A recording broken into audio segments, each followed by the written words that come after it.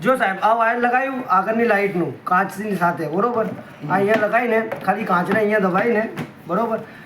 દબાઈ દેવાનું આ લોક થઈ જશે દબાઈશ ને તો આ લોક થઈ જશે આ થઈ ગયું બરોબર હવે આ પાછળની લાઇટની અંદર એવું છે ને કે આ જે વાયર છે ને નીકળેલું છે બરોબર આ વાયર લગાડવાનું બરોબર આ લગાવીને આ એક સ્ક્રૂ છે આ સ્ક્રૂ ખોલશો ને બહાર આવી જશે આ બહાર આવે ને તો અહીંયા સેટિંગ કરીને અહીંથી સ્ક્રૂ લોક કરી દેવાનું બરોબર આ થઈ ગયું બરોબર પછી એના જેવું આ છે બીજું એ પણ આવું જ છે આ સ્ક્રૂ ખોલીને અહીંયા પાછળથી લોક કરી દેવાનું આ અહીંયા લાગી ગયું એના પછી આ વાયર અહીંયા અંદર નાખી દેવાનું આ વાયર અંદર નાખ્યું ને તમે બરોબર આ વાયર અંદર આવી ગયું બરોબર આ અંદર આવીને બરોબર આને અહીંયા બેસાડીને ખાલી લોક કરી દેવાનું બરોબર આને લોક કરી દેશો ને તો આ નીકળશે નહીં પછી આ વાયર આપણે અંદર આવી ગયું ને તો અહીંયા અંદર લઈને અહીંયા એને અહીંથી વાયર બહાર આવશે અહીંયા વાયર આવી ગયું આવું એક વાયર અંદર બીજું છે એને અહીંયા સેટિંગ કરી દેવાનું બરોબર આ ગાડી લોક થઈ ગઈ હવે બધું બતાવી દઉં છું 1 મિનિટ પછી આપણે આ ગાડીની સીટ છે બરોબર આ ગાડીની સીટની અંદર બરોબર આ 2 સ્ક્રૂ છે આ 1 ને આ 2 બરોબર એ ખોલી લેવાનું બરોબર 1 મિનિટ એ પણ તમને ખોલીને બતાવી દઉં આ સ્ક્રૂ ખોલ્યા બરોબર આ ખાલી એક ડિસ્મિસનું જ ખેલ છે બરોબર આ સ્ક્રૂ બહાર આવી ગયું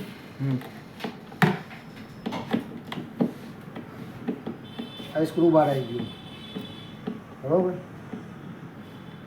આ 2 સ્ક્રૂ હાથમાં લઈ લેવાના હવે આની અંદર બેલ્ટ તમારે લગાવવું હોય ને તો બેલ્ટ પણ હશે બરોબર જો આ રહ્યું બેલ્ટ આને કહેવાય બેલ્ટ બરોબર આ બેલ્ટને અહીંયા લઈને બરોબર બાળક નાનું હોય ને બેલ્ટ લગાડવું હોય તો તમે લગાવી શકો અહીંયા લોક કરી દેવાનું સ્ક્રૂ મારી દેવાનું લોક કેવી રીતે કરવાનું આ પકડવાનું આ સ્ક્રૂ છે ને એને રાખવાનું બરોબર અહીંયા પછી એને આ હોલમાં બેસાડીને આંટા મારી દેવાનું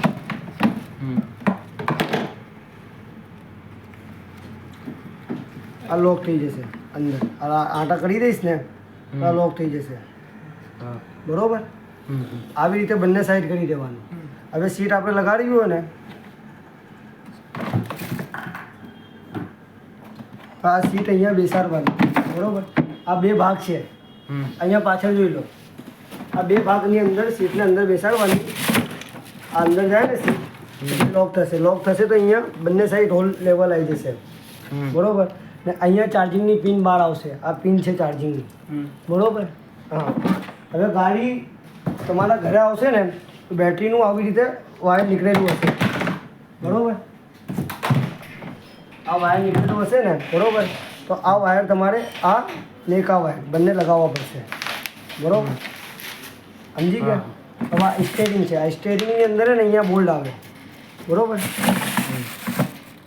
આ બોલ્ટ તમારે અહીંયા લગાવી દેવાનું આવું એક બોલ્ટ આવશે બરોબર આ બોલ્ટ હોલમાં મિલાઈને આ ચાકી ટાઈટ કરી દેવાનું બરોબર હવે આ ગાડી ચાલુ છે બરોબર એમાં અવાજ કમ કરવું હોય વધારે કરવું હોય એ તમારા હાથમાં છે USB pen drive aux wire બધું લાગશે ને બ્લૂટૂથ પણ કનેક્ટ થશે બરોબર આ દબાઈ રાખો ને તો બ્લૂટૂથ કનેક્ટ થશે બરોબર એટલે આ પછી હવે આ ટાયર છે સાહેબ એક ખુરશી હટાવી લો ને જો આ ટાયર છે બરોબર 4 ટાયર સેમ હશે બરોબર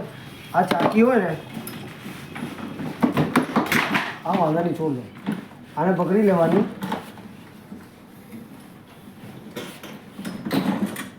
આ ચાકીને વાયસર હશે આવું આ વાયસર બહાર નીકાળી લેવાનું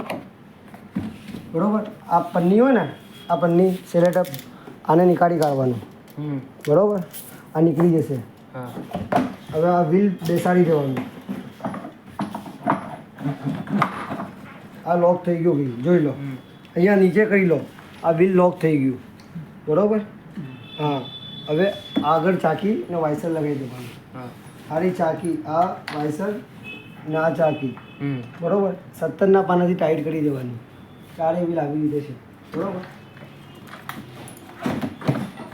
બરોબર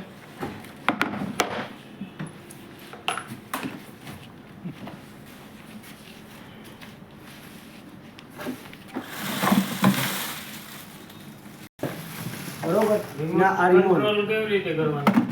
એ આમાં કનેક્ટ કરવું પડે કે વોઇસ કનેક્ટ? એને કરવું પડે.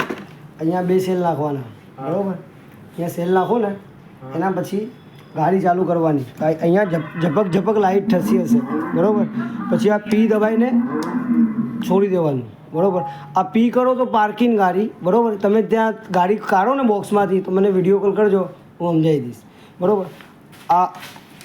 લેફ્ટ રાઈટ, આ આગળ પાછળ, બરોબર? આ એસનો મતલબ આ હોય કે બધીમાં 3 સ્પીડ ભરે, 3 સ્પીડ આવે, લો હાઈ 3, બરોબર? બારેક રિમોટ માંગે ને તો આ પી દબાઈને આપી દેવાનું, તો ગાડી ચલે જ ના રિમોટથી.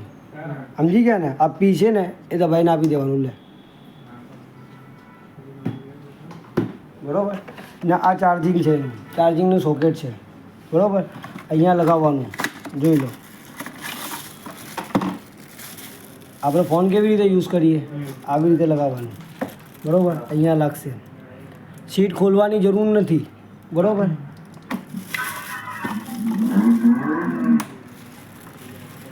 થઈ જાય તો બસ એ નીકળશે નહીં પછી, બરોબર? એ નીકાળવું હોય ને તો નીચેથી આપણે ડિસમિસ વાળીને ઠેસીને પછી ખેંચવું પડશે.